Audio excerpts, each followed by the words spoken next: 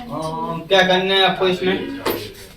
आपके हेडिंग कैसे पढ़ना है कि बोलिए पर थोड़ी देर पढ़ के ले ए बराबर आर में दे दो का सत्यापन।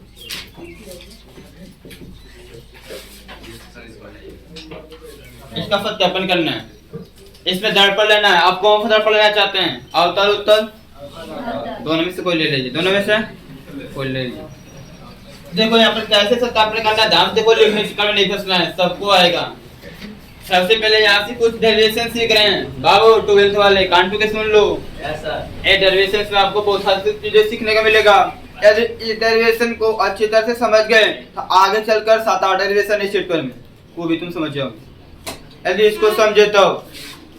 और इसमें कुछ चीजें, इसमें जो कंसेप्ट है उसको ध्यान से समझना है।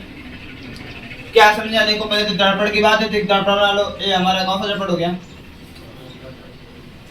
और दर्पण है क्या? माने इसका नाम M1 है, यहाँ पे अवतल दर्पण है क्या? और यहाँ पे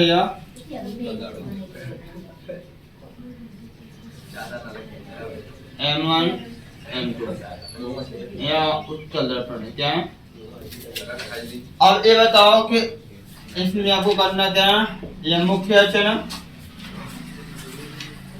इसको क्या बोलते हैं? मुख्य अक्ष। ये ध्रुव पोल, ठीक है, इसको क्या बोलते हैं आप लोग?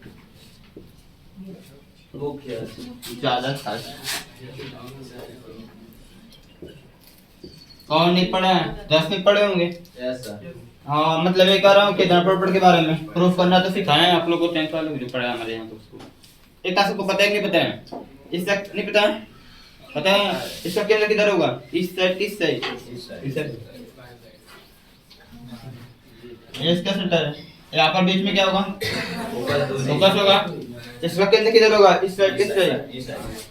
मान लिया इस साइड केंद्र हो गया, ये इसका फोकस हो गया। क्या हो गया? इतना कर सकते हैं सब लोग ना, तो बस कुछ नहीं करना है। अब एक वस्तु लेना है, कोई वस्तु मान लो कहीं पर है, जहाँ पर तुमको लेना है वहाँ पर ले लो। उस वस्तु से हम प्रकाश किरण कैसे खींचते हैं? मुख्य अक्ष के समांतर। मुख्य अक्ष के समांतर खींचते हैं, मुख्य अक्ष के समांतर। सही लग रहा है देखने में, ठीक है, मुख्य अक्ष के। अब ये बताओ आपको किसका नियम का पालन करना है? परावर्तन के नियम का पालन करना नहीं, परावर्तन के नियम का पालन करना है। बट अब गोलीय दर्पण वाला ये नहीं कि मुख्य अक्ष के समांतर चलने वाली प्रकाश किरण दर्पण से परावर्तन के पश्चात फोकस से गुजरती है। ये तो आप लोग को पता होगा, लेकिन हम भी क्या करेंगे? ये करना कुछ नहीं, बस सिंपल से काम करना है। आपको पता है फोकस हो जाएगा, किससे हो जाएगा? सबको पता नहीं पता है? तो फोकस हो जाएगा, फोकस से गुजरने कोई भी प्रॉब्लम नहीं है। लो देखो, ये देखो ये हो गया फोकस से। किससे हो गया? फोकस से। अब ये बात है क्या चीज? मैं इस बिंदु का नाम M रखा, क्या रखा? M। ये बताओ परावर्तन के नियम का पालन करने के लिए इस पर अभिलंब नहीं खींचोगे। कोई प्रकाश किरण किसी तल पे गिर रही है, किसी तल पे आपतित हो रही है, तो आप अभिलंब से क्या ये पता करते हैं ना, कोई अभिलंब की तरफ झुक रही है, क्या हो रही है?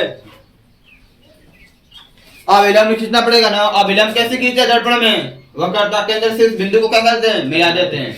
वक्रता केंद्र हमेशा 90 अंश पे होता है। कितने अंश पे होता है?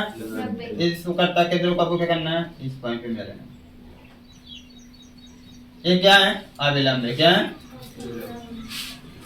अभिलंब। ये क्या है? आपतित किरण है। क्या बाबू? यह क्या है? परावर्तित। कोई प्रॉब्लम किसी को बोलो, तो इतना कर सकते हैं नहीं कर सकते हैं? बस ये बन चुका है, कुछ नहीं करना। यही काम यहाँ पर भी कर लेना, यही काम यहाँ पर भी करना। ये कोई प्रकाश किरण मान लो ये कोई प्रकाश किरण है जो कि दर्पण पर बिंदु M पे आपतित हो रही है। क्या हो रही है? आपतित किरण बिंदु M पे। अब यहाँ से फोकस से गुजरेगी, कहाँ से गुजरेगी? तो ये तो आपको पता है कि उत्तल दर्पण में प्रकाश किरण दर्पण के इधर आएगी नहीं, डायरेक्ट में मिला देंगे। कैसे? अब यहाँ से ऐसे चल जाएगी। अब इस पर आपको कहूँगा अभिलंब खींचो, परावर्तन के नियम का पालन करो। आपतन बिंदु पर क्या खींचो? अभिलंब। M क्या है? आपतन बिंदु है ना, आपतन बिंदु पर अभिलंब खींचो। अभिलंब कैसे करते हैं, वो कर्ता केंद्र से मिला देंगे उस बिंदु को।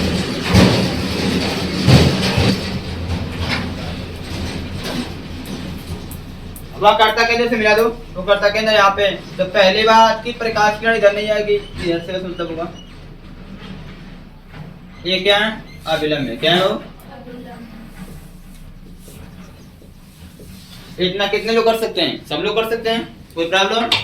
परावर्तन की घटना में आपतन कोण आई का मान परावर्तन कोण आर के सबको पता ही नहीं पता है, पता है, अच्छी बात है। आओ देखो, अभिलंब और आपतित किरण के बीच में जो कोण बनता है उसको क्या बोलते हैं, ये हो गया आपतित किरण, ये हो गया अभिलंब। क्या हो गया, अभिलंब और आपतित किरण के बीच में बड़ा कोण को आपतन कोण कहते हैं। मान लिया आपतन कोण थीटा है, क्या है, आपतन कोण क्या माना, और क्या जानते हैं आप लोग, परावर्तित किरण और अभिलंब के बीच में जो कोण बनता है उसको क्या बोलते हैं, परावर्तन कोण।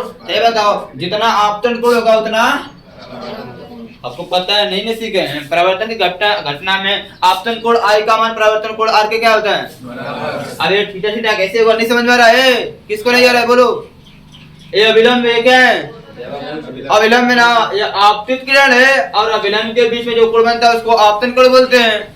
और ये परावर्तित किरण है अभिलंब में, परावर्तित किरण अभिलंब के बीच में जो कोण बनता है उसको परावर्तन कोण बोलते हैं। बात आई क्या कि परावर्तन की घटना में आपतन कोण आई का मान परावर्तन कोण आर के बराबर होता है। अपना काम करो, दूसरे को मत देखो, ठीक है। यहाँ पर आपतन कोण को थीटा माने, परावर्तन कोण क्या होगा, वो भी थीटा हो जाएगा। क्या हो जाएगा, एक बात सीखना, एक बात सीखना।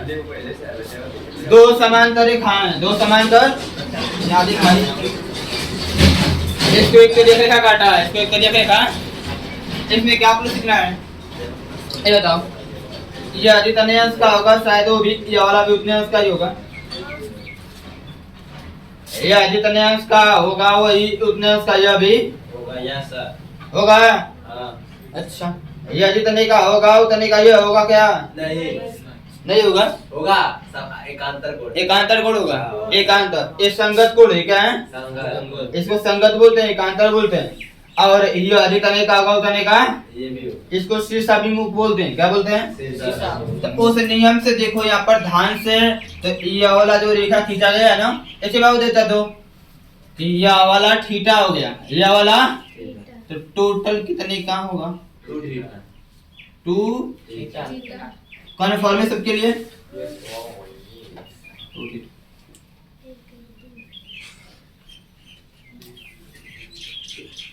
होगा कि नहीं होगा बता दो। ये भी थीटा, ये भी थीटा है, दोनों में कितना होगा। तो अब इस नियम से चलोगे तो ये दोनों समांतर रेखाएं कि नहीं है। इस पर मान लो कि एक देख रेखा, यह एक है कि नहीं है, तो ये जितना होगा उतना, ये जितना होगा उतना, ये टोटल मिलकर कितना है 2 थीटा, तो ये भी कितना होगा। अब बात है इसकी बात करता हूँ, तो ये वाली रेखा इस समांतर रेखा पर थीटा कोण बनाया, ये वाली रेखा इस वाली रेखा पर कितना कोण बनाया है, तो ये जितना होगा उतना। जो काम इसमें किया वो काम उसमें करना, जो काम इसमें किया वही काम।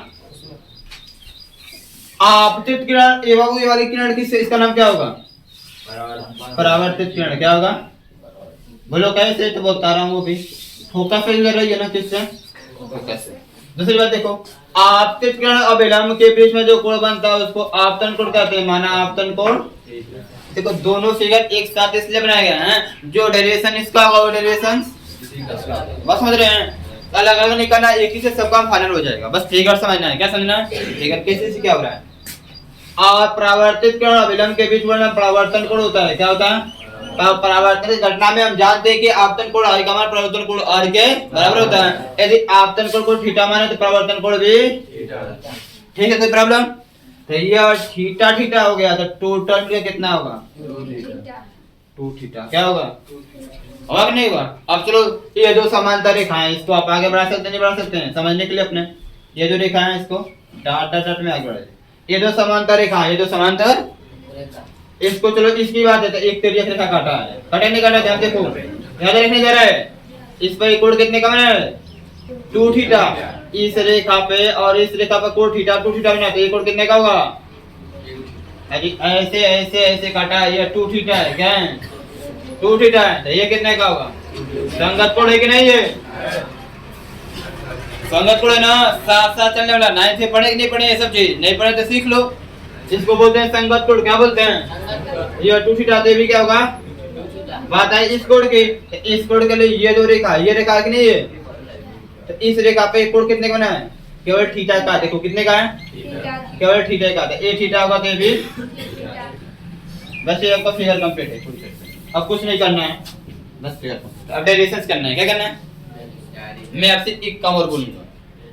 फिजिक्स का जितना डेरिवेशन है वो करना है। 12th वालों के लिए सबसे बढ़िया काम बता रहा हूँ बाबू कि ये जो आपतन बिंदु होगा उस पे क्या करना है? मुख्य पे अविलंब डालना है। एक लंब खींचना है। मुख्य पे क्या करना है?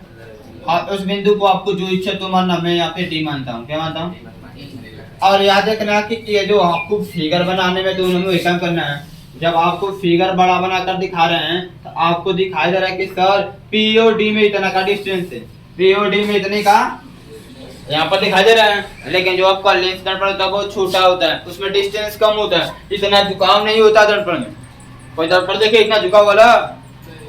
देखो बताओ, नहीं देखे हैं? वो ऐसा सिंपल का यानी कि पी और डी की दूरी बहुत कम, उसमें पी और डी की दूरी बहुत कम मिलेगी, बहुत कम मिलेगी। इसका मतलब क्या है कि डी के स्थान पे पी ले सकते हैं, पी के स्थान पे इसके बीच की दूरी दोनों के लिए डी के स्थान पे पी ले सकते हैं, पी के स्थान पे पी ले सकते हैं।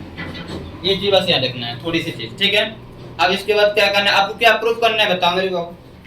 अब फिगर कंप्लीट। आपको जो प्रूफ करना है मुझे बता दो बस। एफ और आर, एफ और आर की बात है। इसमें एफ कहाँ है? यहाँ से लेकर आर कहाँ है? यहाँ से लेके वो करता त्रिज्या, आर का मतलब करता त्रिज्या, एफ का मतलब फोकस। इसमें एफ कहाँ है? यहाँ से लेके यहाँ तक। आर कहाँ है? यहाँ से लेके, यानी नीचे वाली रेखा से मतलब है। किससे मतलब है या नहीं? ये बोलो। तो एक ऐसा काम करो कि यहाँ बताओ, इस दूरी से मतलब है और इस दूरी से, इस दूरी पर भी एक त्रिभुज बनना है और इस दूरी पर भी एक त्रिभुज। तो ये बताओ, एक ऐसा त्रिभुज बनना है और एक ऐसा त्रिभुज बनना है। ऐसे बनना नहीं बनना? एक की दूरी ये फोकस वाली एफ वाली हो जाएगी, एफ से लेके डी तक, और ये करता त्रिज्या वाली हो जाएगी, ठीक है। तो दोनों त्रिभुज में ए वाली तो हमको काम है, एफ और आर का तो हमको काम है, तो तुमको प्रूफ करना है एफ और आर से मतलब है। तो दोनों त्रिभुज में मुझे तुम ये बताओ कि ऐसी कौन सी भुजा है जो दोनों त्रिभुज में कॉमन है। तो देखो यहाँ पर ये जो वाली भुजा है लंब है ना, ये जो लंब खींचा गया है ना एम डी, ये दोनों त्रिभुज में किसमें है? दोनों में है कि नहीं है? यही बस सीखना है आपको, जो कॉमन मिलता है उसी को पढ़ना है। एक भुजा तो ये हो गई, दूसरी भुजा किसको पढ़ेंगे? दोनों में एम डी, यानी कि आपको नीचे वाले से मतलब है और एम डी से मतलब है। एक कर्ण से मतलब 90 के सामने भुजा कर्ण होती है ना, कर्ण से मतलब लंब और आधार से मतलब है। किससे? अब समकोण त्रिभुज है, लंब आधार से मतलब है, तो लंब आधार किस में आता है? त्रिकोणमिति के हिसाब से टेन में आता है। किस में आता है? टेन थीटा बराबर लंब टेन होता है, नहीं होता है? तो टेन का फार्मूला यूज होगा, sin cos का नहीं होगा। किसका यूज होगा? कैसे करेंगे देखो, लिखेंगे यहाँ पे त्रिभुज, यहाँ पर दोनों में से किसी की बात करो, सब में एक ही चीज माना गया है। सब में चाहे इसमें करो देखो, चाहे उसमें करो देखो, ठीक है। समकोण त्रिभुज, समकोण किसको पहले पकड़े? थीटा वाले को, थीटा वाले को। दोनों में किसी एक को पढ़ो, आपके ऊपर डिपेंड है, किसी एक को पढ़ो, ठीक है। बारी बारी से थीटा पढ़ो, थीटा वाले का नाम क्या होगा? CMD, CMP नहीं बोलेंगे क्योंकि ये ऐसे गोलियां टाइप है ना। समकोण की बात चल रही है, किसके? जो लंब डाले उसकी बात चल रही है। तो CMD त्रिभुज किसमें? CMD में क्या चीज? Tan theta. टेन थीटा बराबर क्या होता है? लंब बटे आधा। तो ये बताओ टेन थीटा लंब का मान क्या होगा थीटा के हिसाब से? जो सामने होगा उसको लंब का मान MD क्या होगा? बटे में आधार का मतलब नीचे, आधार का नाम क्या होगा? CD क्या होगा? बताओ इसमें कितने लोगों को प्रॉब्लम अभी भी? मुझे बताओ, आप लोग मुझे बताओ। मैंने टेन क्यों यूज किया? मैंने टेन क्यों लगाया? साइन क्यों नहीं लगाया? काश ने क्यों नहीं निकाला? काश का क्यों नहीं निकाला? टेन का क्यों निकाला? क्योंकि मुझे आर और एफ से मतलब है। आर और तो कैसे होता है? आर और एफ का होता है। आर एफ समझाओ अपने से नीचे। अब एक ऐसी भुजा देखो उस त्रिभुज जो दोनों त्रिभुज में क्या हो? कॉमन हो। इसमें भी दो त्रिभुज बनना है, इसमें भी जो दोनों त्रिभुज में क्या हो? कॉमन हो। दोनों त्रिभुज में क्या कॉमन मिलेगा? MD मिल रहा है। क्या मिल रहा है? इसको लंब बोलते हैं। और ये क्या है? लंब। आधार किस में आता है? टेन में या फिर कॉट में? टेन में या फिर उल्टा वाला को छोड़ो, उल्टा वाला से नहीं मतलब है। कॉट से कोशिश साइन कॉस टेन से मतलब है। साइन कॉस टेन में आता है। टेन का फॉर्मूला यूज करो। ये थीटा के हिसाब से हो गया। अब 2 थीटा का मान निकालो। Ten 2 theta. और क्या चीज? और देखो, और लिख लो समकोण त्रिभुज एसीएम डी। और लिख लो यहीं पे। और किसमें? एफ एम डी में। एफ एम ये थीटा वाला हो गया ना, ये थीटा वाला हो गया। 2 थीटा के लिए क्या होगा? टेन फार्मूला तो ही होगा टेन 2 थीटा। लंब बटे आधारी होगा। लंब बटे आधारी होगा।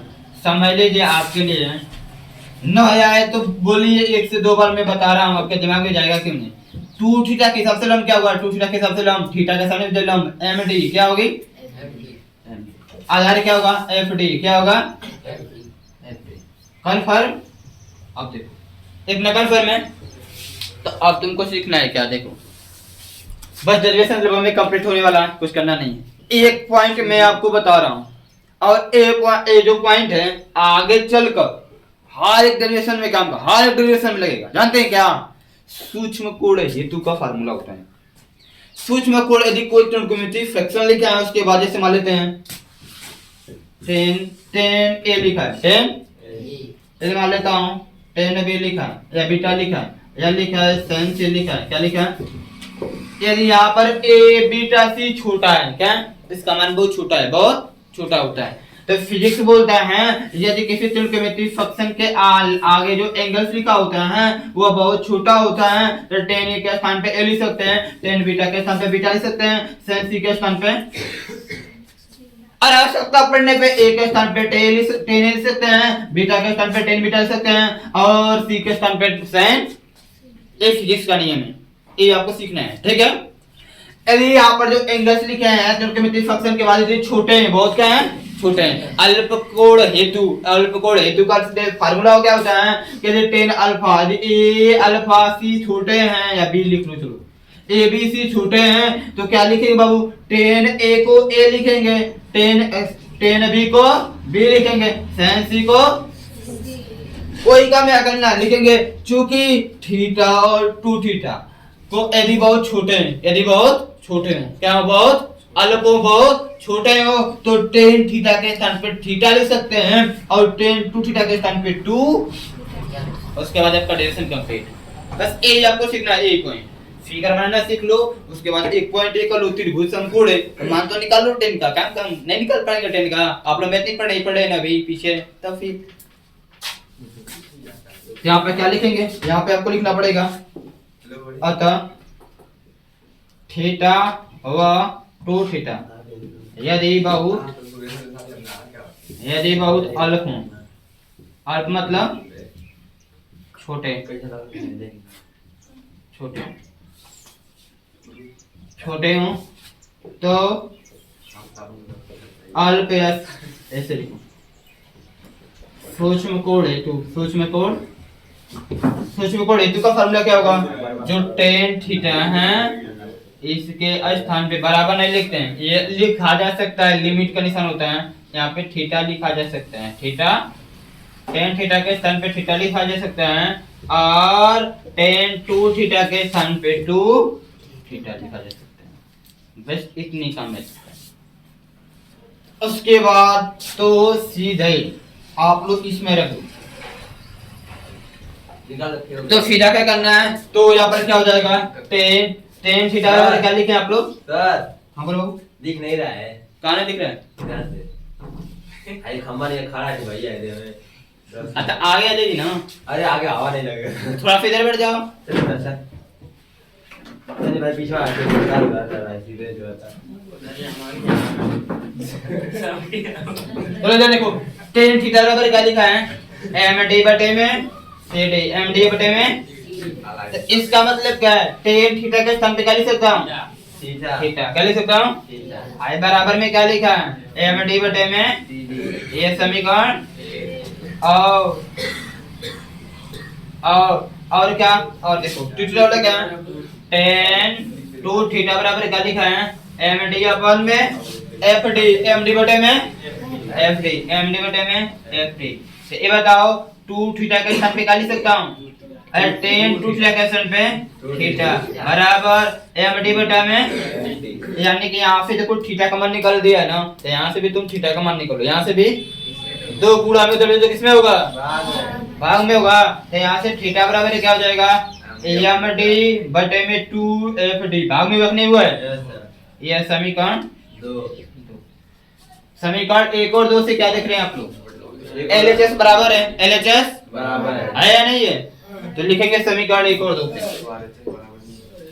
समीकरण 1 और 2 से लेफ्ट हैंड जो साइड है आपस में क्या है बराबर है, इसलिए राइट हैंड साइड भी आपस में क्या होगा बराबर होगा। तो समीकरण 1 का राइट हैंड साइड क्या है md बटे में cd, समीकरण 2 का राइट हैंड साइड क्या है md बटे में 2fd, 2 md से md क्या हो रहा है कट जा रहा है, क्या बचेगा 1 बटे में, यहाँ पर 1 बटे में 2, यहाँ पे क्या लिखेंगे चूंकि d के स्थान पे क्या लिख सकते हैं, चूंकि d के स्थान पे चूंकि d के स्थान पे चूंकि d के स्थान पे, यानी कि इसके जो बीच की डिस्टेंस है बहुत छोटा है, बहुत क्या है बस मुझे पहले बता दिया था आपको, क्योंकि डी के साथ क्या लिख सकते हैं लिख सकते हैं, तो यहाँ पर क्या लिख सकते हैं 1 बटे में cp, 1 बटे में 2xp, ठीक है कोई दिक्कत नहीं ना, बोलो यहाँ तक।